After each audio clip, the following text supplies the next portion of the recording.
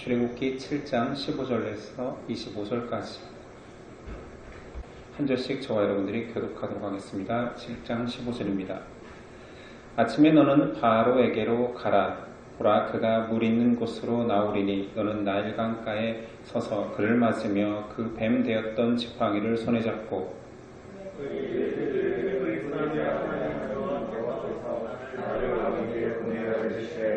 내 백성을 보내라. 그러면 그들이 광야에서 나를 찾을 것이라 하였으나 이제까지 네가 그렇지 아니하였더라. 여호와가 이같이 이르노니 네가 이로 말미암아 나를 여호와인 줄 알리라. 볼지어다 내가 내 손의 지팡이로 나일강을 치면 그것이 피로 변하고 나일강의 고기가 죽고 그 물에서는 악취가 나리니 애굽 사람들이 그 강을 간 것이를 싫어하지 않아. 여호와께서 또 모세에게 이르시되 아론에게 명령하시기를 네 지팡이를 잡고 네 팔을 애굽의 물들과 강들과 운하와 묵과 모든 호수 위에 내밀라 하라. 그것들이 피가 되리니 애굽 온 땅과 나무 그릇과 돌 그릇 안에 모두 피가 있으리라. 내가 아론이 여호와께서 명령하신 대로 행하여 아론과 그의 신의 목전에서 지팡이를 들어 나일강을 치니 그 물이 다 피로 변하고 나일강에 고기가 죽고 그 물에서는 악취가 나니 애굽 사람들이 나일강 물을 마시지 못하며 애굽 온 땅에는 피가 있으나 애굽 요새사로 조상들의 요술로 그와 같이 하므로 아론의 마음이 완악하여 그들의 말을 지체하니 여호와의 말씀과 바로가 돌이켜 궁으로 들어가고 그 일에 관심을 가지지도 아니하였고 사람들은 나일강을 마실 수 없었으므로 나일강 바다를 두루서 마실 물을 구하였더라. 함께 있습니다. 여호와께서 나일강을 치신 후 의례가 지라니라. 아멘. 오늘 제목은 영적 전쟁의 서막. 오늘 말씀에서부터 불순종하는 바로와 애굽 백성에게 10가지 재앙이 시작됩니다. 애굽의 입장에서는 심판과 재앙이지만 이스라엘의 입장에서는 해방을 위한 전쟁의 시작입니다. 우리가 잘 알고 있는 그 10가지 재앙입니다. 이 재앙에 대한 이해가 깊어지기 위해서는 이 재앙의 순서부터 좀 암기할 필요성이 있습니다. 순서 다 기억하시나요? 저는 앞글자만 따서 피, 개, 입파, 악독, 우매, 흑장, 장자의 죽음까지 이렇게 외웠는데 개역 개정에서는 악독이라는 말이 악질이라는 말이 쓰지 않고 악질 대신 가축 돌림병, 독점이라는 말 대신 악성 종기라는 말이 사용되어서 제가 암기했던 그 방식이 이제 좀 헷갈리기 시작했습니다. 중요한 것은 이 10가지 재앙이 일어났으며 그 재앙에 대한 기록은 모세가 했잖아요. 모세가 이것을 패턴화시켜서 기록했습니다. 이유는 유대인들에게 모세오경이라는 토라는 전부 다 외워야 될 내용이었습니다. 그래서 패턴화해서 규칙성을 갖게 해야지 암기가 더 쉽기 때문에 그런 것 같습니다. 그래서 마지막 10재앙을 제외한 3재앙씩 패턴화되어 있습니다. 3재앙씩 3그룹화되어서 이 재앙의 패턴이 있으니 첫 번째는 예고하는 메시지의 유무, 두 번째는 예고한 시간과 장소, 세 번째는 하나님의 지시와 바로의 전한 말 등이 반복적으로 기록됩니다. 그런데 세 번째, 여섯 번째, 아홉 번째에는 이 3가지 내용이 다 삭제되어 있습니다. 재앙에 대한 예고가 없는 것이 어디냐 하면 셋째, 여섯째, 아홉째, 재앙의 시간과 장소가 없는 재앙이 무엇이냐? 셋째, 여섯째, 아홉째, 하나님의 지시와 메시지가 직접 기록되지 않은 것이 또한 셋째, 여섯째, 아홉째의 재앙입니다. 그게 그렇게 중요하지는 않지만 저는 이제 신학대학원을 준비할 때 이것들을 패턴화되어 있기 때문에 참 고마웠습니다. 문제가 나왔을 때 쉽잖아요. 하나님께서 메시지를 주시고 바로에게 전해라고 했던 핵심 메시지는 내 백성을 내보내라. 그들이 나를 섬길 것이니라. 우리는 이 내용보다 더 중요한 것인 10가지 재앙에 대한 영적 의미입니다. 가장 중요한 영적 의미 첫 번째는 본질적으로 이 모든 재앙이 성전, 거룩한 전쟁이라는 것이죠. 하나님께서 인류사에 직접 개입하셔서 역사를 바꾼 사건들이 별로 없습니다. 그런데 이 사건 속에는 하나님이 직접 개입하시고 하나님이 직접 역사하셔서 물리치시고 승리하십니다. 고대 전쟁에서 성전의 의미는 굉장히 중요합니다. 거룩한 전쟁, 그 성전이요. 고대 사회의 사람들은 사람이 싸우지만 이 전쟁의 승리와 패배는 하늘에 달려있다. 영적으로 천상에서 신들이 싸우고 지상에서 그 신을 모시는 백성들이 싸운다는 개념이었습니다. 전쟁에서 이겼다라는 것은 내가 믿는 신이 저쪽이 믿는 신을 이겼다라고 여겼습니다. 성경 속 이런 모습이, 이런 세계관이 드러나는 장면이 꽤 있습니다.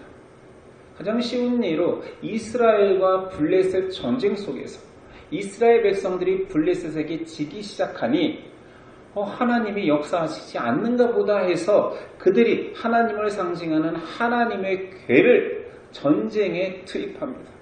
제일 앞에서 하나님의 궤로 행진하게 하면 우리가 전쟁에서 이길 것이다. 하나님이 천상에서 모든 우상들을 이길 거라 여겼던 거죠. 결과는 처참했습니다. 제사장의 두 아들 홈니와 비느하스가 전사하죠. 이 소식을 들은 엘리 제사장도 죽습니다. 재밌는 것은 블레셋이 하나님의 궤를 차지했습니다. 그들이 믿는 다곤 신전에 하나님의 궤를 모시죠. 이것은 전리품과 같은 거예요. 그런데 하룻밤을 자고 일어났더니 다곤 신상이 넘어져 있습니다. 이게 웬일이냐? 다시 세워놓고 다시 하룻밤을 지냈더니 이번에는 넘어졌을 뿐만 아니라 다곤 신상의 머리와 팔다리가 부러져 버렸습니다. 그들이 믿는 여호와의 신이 더 강한가 보다 해서 두려워 떨며 하나님의 궤를 이스라엘로 돌려보내는 사건이 있었습니다. 고대인들에게 전쟁은 신들의 전쟁이라 믿었고 전쟁에서 이겼을 때 그것을 감사하기 위해서 신전을 세웠던 거죠. 그러므로 10가지 재앙은 영적으로 하나님의 전쟁, 성전입니다. 모든 전쟁은 하나님께 속해 있거든요. 주의 백성의 전쟁이기 때문에, 하나님의 전쟁이기 때문에 주의 백성들이라 택함 받은 자들이 그 전쟁에 참여한다라는 것은 그의 군사가 된다라는 것입니다. 출애굽기 7장 4절. 바로가 너희의 말을 듣지 아니할 터인즉 내가 내 손을 애굽에 뻗쳐 여러 큰 심판을 내리고 내 군대 내 백성 이스라엘 자손을 그 땅에서 인도하여 낼지라. 출애굽기 14장 40절 이하에도 여호와의 군대라고 이스라엘을 표현하고 있습니다. 이 전쟁이 하나님의 전쟁이기에 그 백성들이 참전하는데 굉장히 독특한 것은 이 10가지 재앙, 애국을 물리치는 전쟁에서는 이스라엘 백성이 직접적으로 참전하지는 않습니다. 왜냐하면 처음으로 하나님의 백성이 군사와 같이 쓰임받는 이 전쟁에 실제로 전쟁을 하게 한다면 다 도망갔을 것입니다. 아직 준비되었지 않았거든요. 그래서 이 전쟁의 특징은 하나님께서 하시는 전쟁이지만 지상에 그들의 백성은 참여하지 않고 하나님이 오롯이 혼자 역사하시고 혼자 싸우시고 혼자 승리를 쟁취하십니다. 그렇지만 그 전쟁의 영광은 오롯이 그 백성들이 취하게 됩니다. 전리품만 취하죠. 10가지 재앙이 끝난 그 직후에 애국 백성들이 금과 은과 폐물들을 이스라엘에게 준 것은 이것이 영적 전쟁이며 그들의 전리품을 그 백성들이 취하는 것을 보여주는 것입니다. 두 번째 10가지 재앙의 의미는 영적 전쟁이기에 애국 안에 판을 치고 있는 영적 세력들, 그들이 믿고 신봉하는 우상에 대한 심판을 다루고 있습니다. 우리는 생각할 수 있습니다. 10가지 재앙에서 가장 강력한 마지막 그 재앙 때문에 바로가 굴복했다라면 처음부터 그 한 가지만 역사했으면 쉽게 끝날 일을 왜 10가지 재앙으로 하나님께서 나누어서 하셨을까?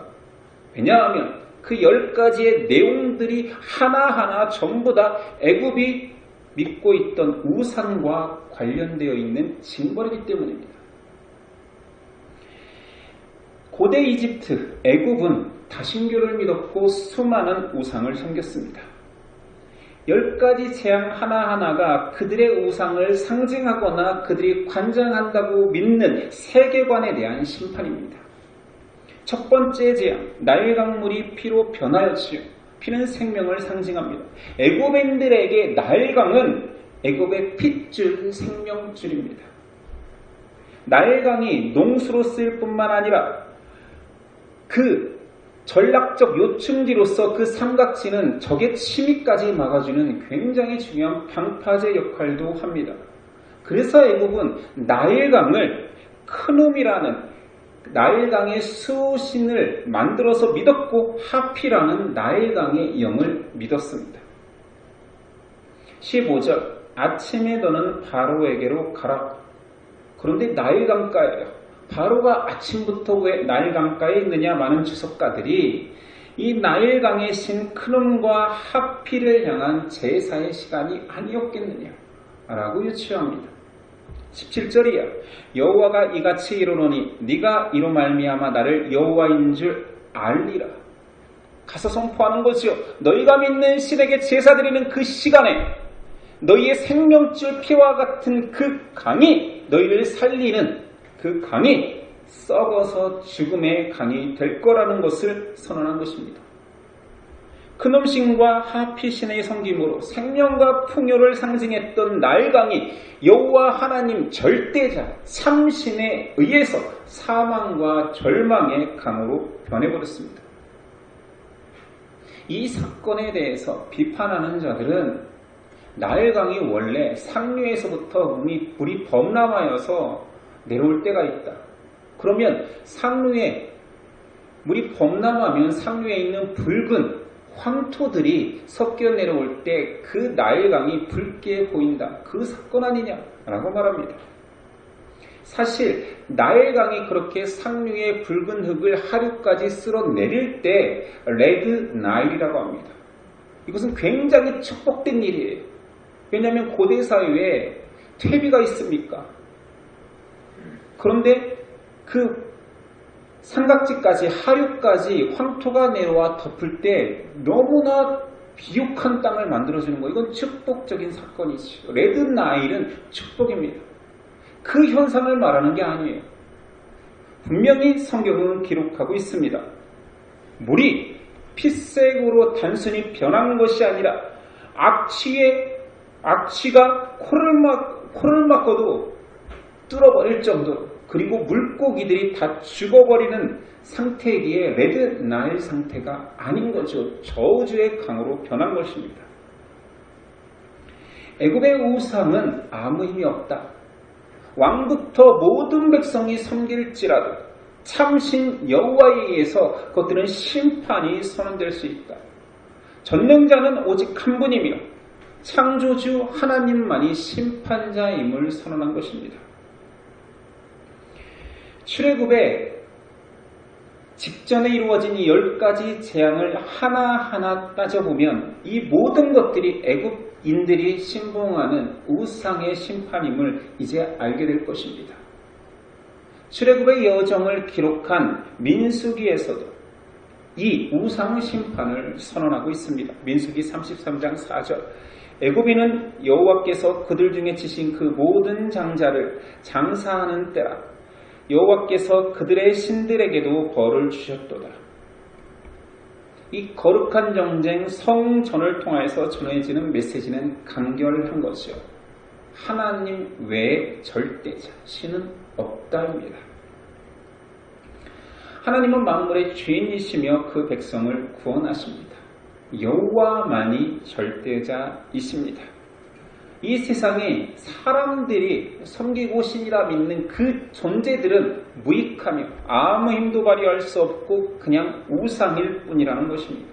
출애굽기 7장 5절 애굽 사람이 나를 여호와인 줄 알리라. 유일한 하나님임을 알리라. 출애굽기 8장 22절 이로 말미암아 이 땅에서 내가 여호와인 줄을 네가 알게 될 것이라. 출애굽기 9장 14절 내가 이번에는 모든 재앙을 너와 네 자손 네 신하와 내 백성에게 내려 온 천하에 나와 같은 자가 없음을 네가 알게 하리라. 바로에게 선언한 말이지요. 애굽 사람들도 확신시키겠다라는 거예요. 니네가 의지했던 그 모든 우상들이 내 힘 앞에 얼마나 무력한 것인지 보여주겠다.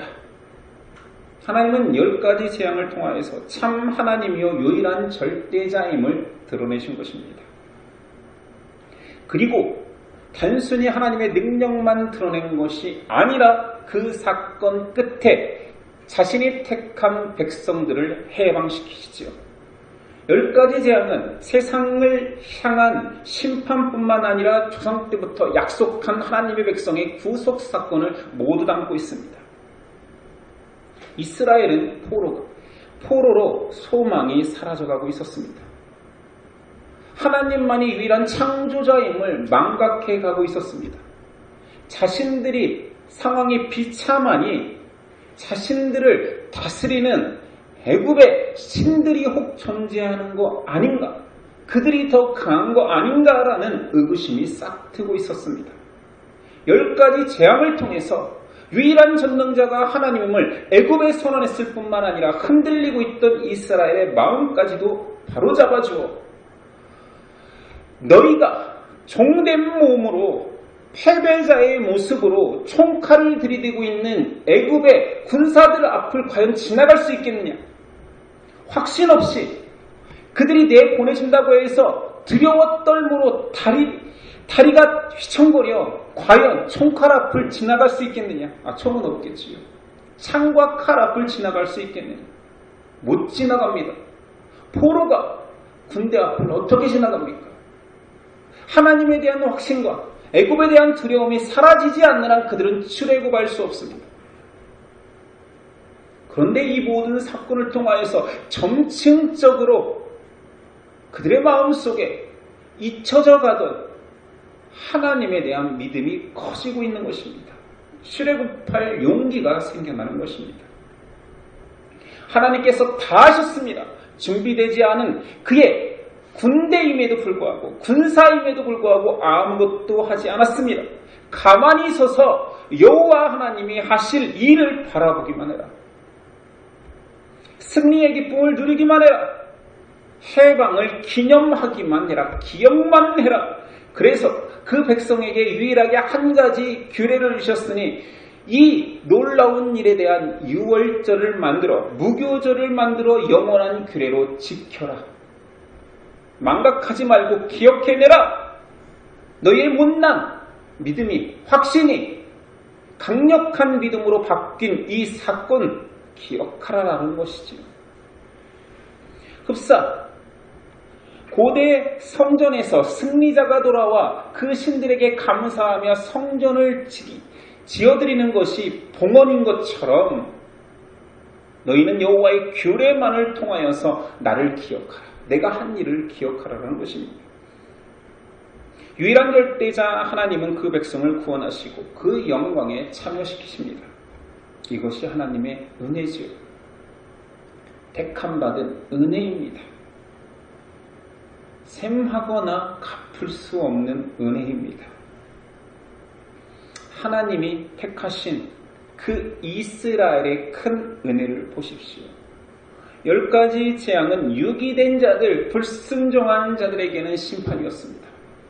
그러나 선택받은 자들, 순종하는 자들에게는 표현할 수 없을 만큼 큰 은혜요 사랑이었습니다. 이것이 믿음이라는 것의 아이러니입니다. 믿음을 가진 자와 갖지 못한 자는 한 곳에서 구원과 심판으로 나뉩니다.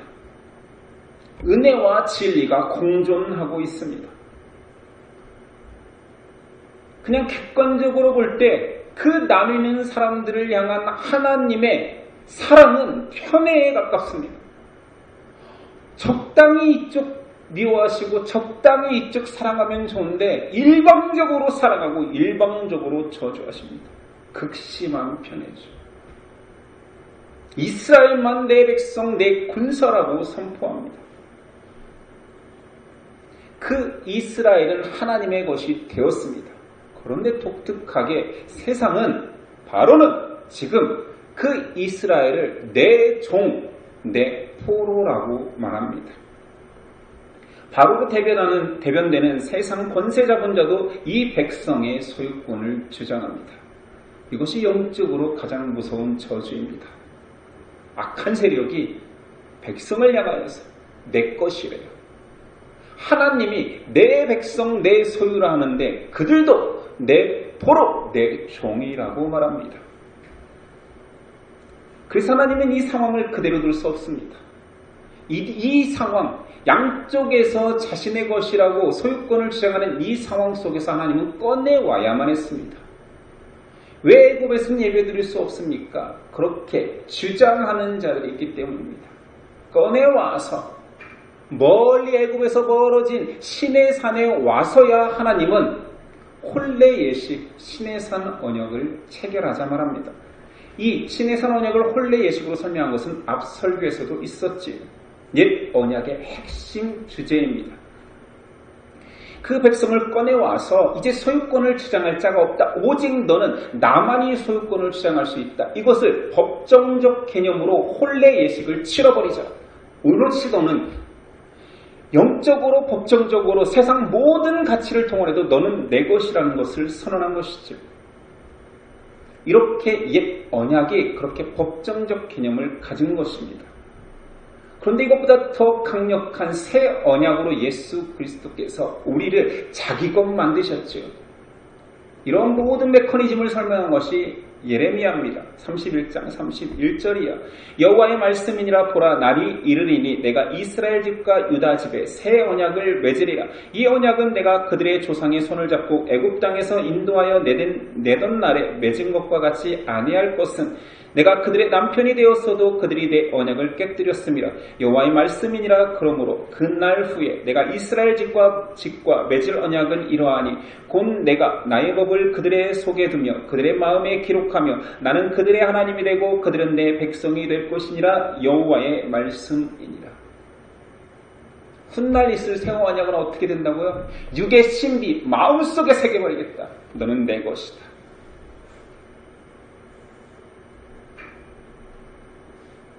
이스라엘은 소유권을 주장하는 바로의 권리 속에서 해방되어 하나님의 것이라는 법정적 선언을 듣고 그것 또한 더 강력한 새 언약 속에서 나를 남편 삼았지만 자꾸 외도하고 떠나는 너희들이 다시는 외도하지 않고 다시는 도망치지 않고 다시는 남편을 부인하지 않는 마음속에 육의 신비 속에 새겨지는 역사가 우리가 온전히 하나임을 선언하는 역사가 이루어질 것이다 말하고 있습니다.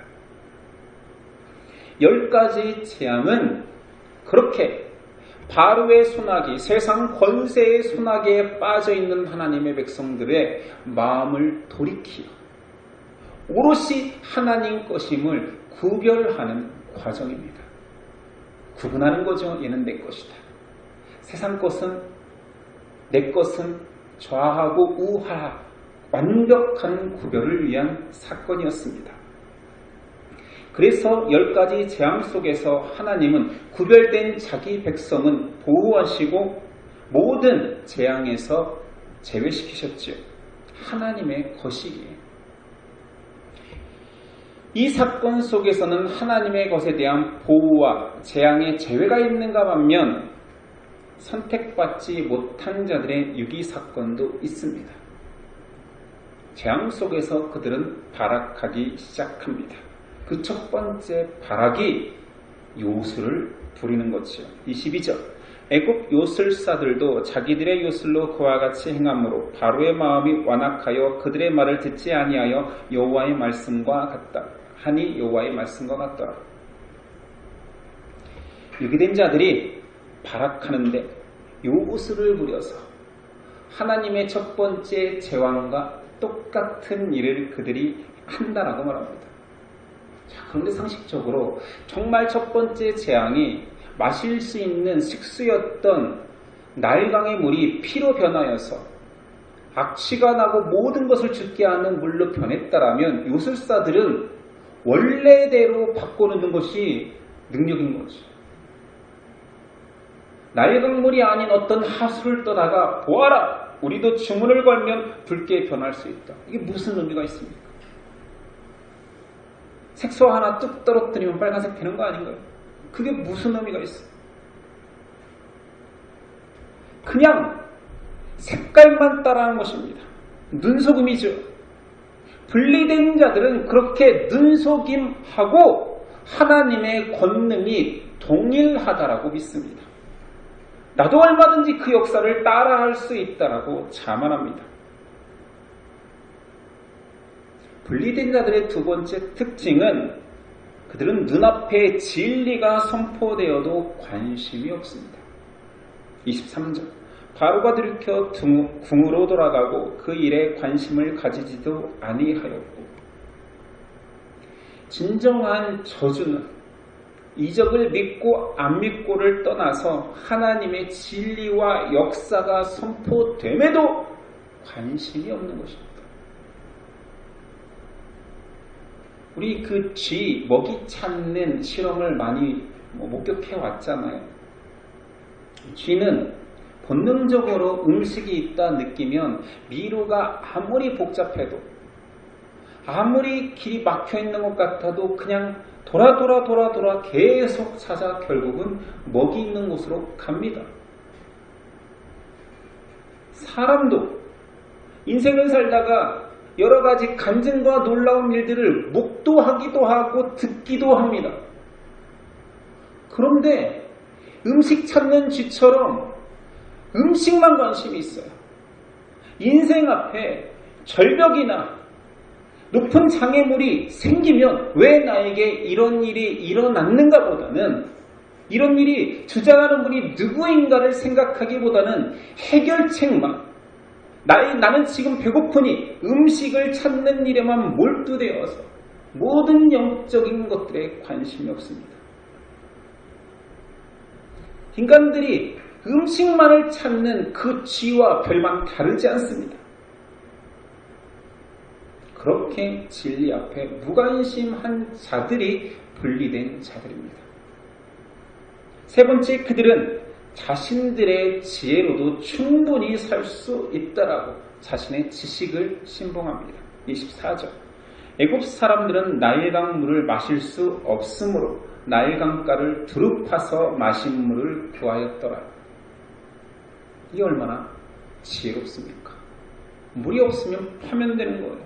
나일강이 썩어졌으면 지하수를 파면 돼요. 강가를 두루 파서 마실 물을 결국 찾아냅니다. 이 열정도 이 지혜도 지식도 그를 더 사망으로 몰고 가게 하지. 절대자가 나의 길을 막았다라고 나는 뚫을 수 있어.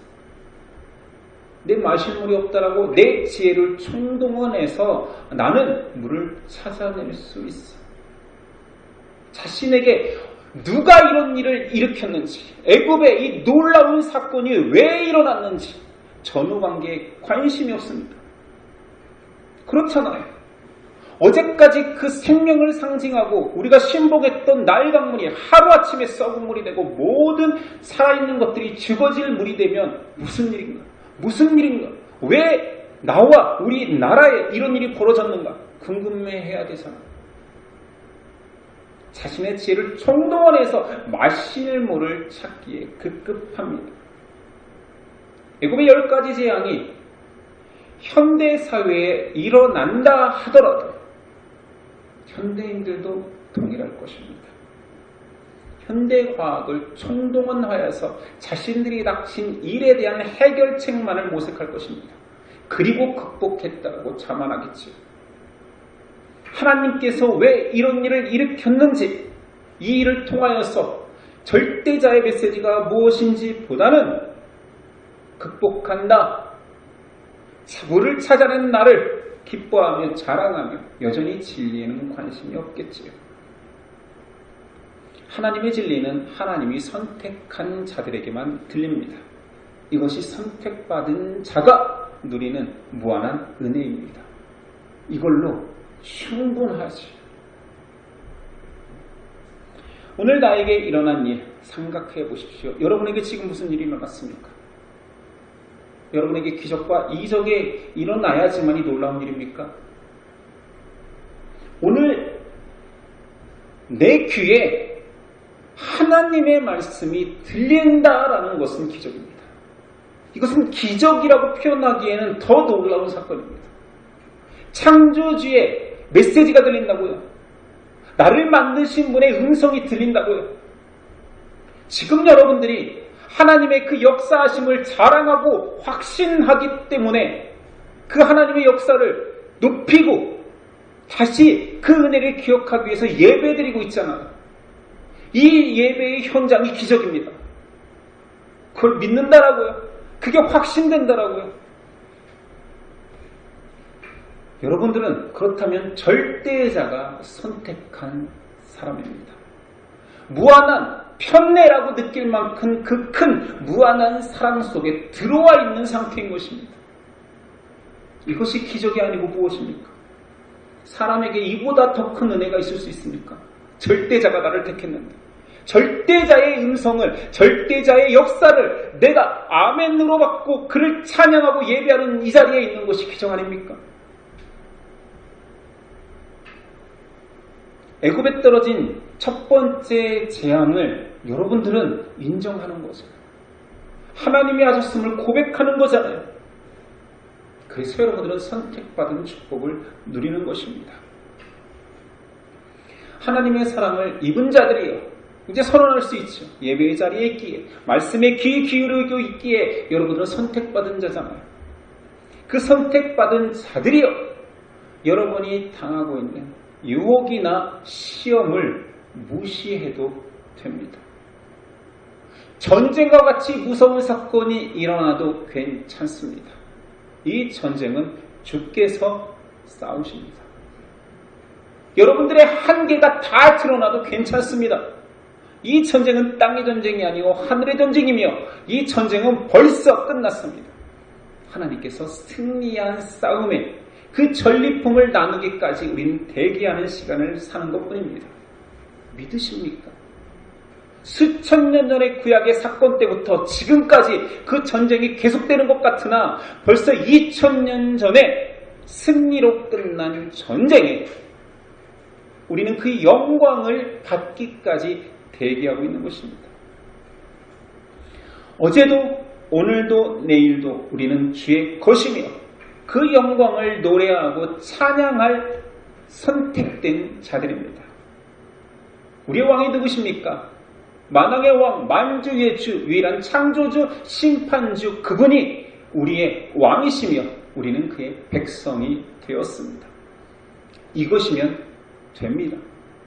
앞으로 우리 앞에 이제 일 재앙이 시작된 것처럼 수많은 재앙을 통하여서 내 그릿했던 마음들이 하나님이 왕이시구나, 창조주구나, 심판자임을 더욱더 확증해 갈 것입니다.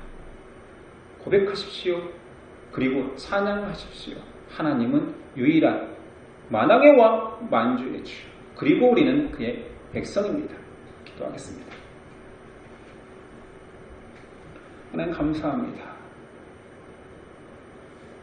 전쟁은 주께 속하였습니다.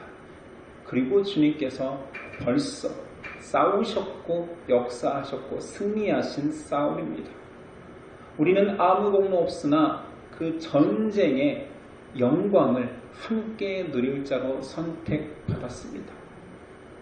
과연 내가 그럴 자격이 있는가 알 수 없지만 무한한 은혜 속에서 선택받았기에 마음껏 하나님의 크심을, 하나님의 높으심을, 하나님의 강력한 능력을 노래하며 살겠습니다. 그리고 마지막 날 그 영광에 참여하는 자로 하나님을 더욱더 목놓아 찬양하겠습니다. 우리를 그 은혜에 불러주시고 예배에 참여케 하시고 영원히 인도하신 예수 그리스도의 이름으로 기도드렸습니다. 아멘.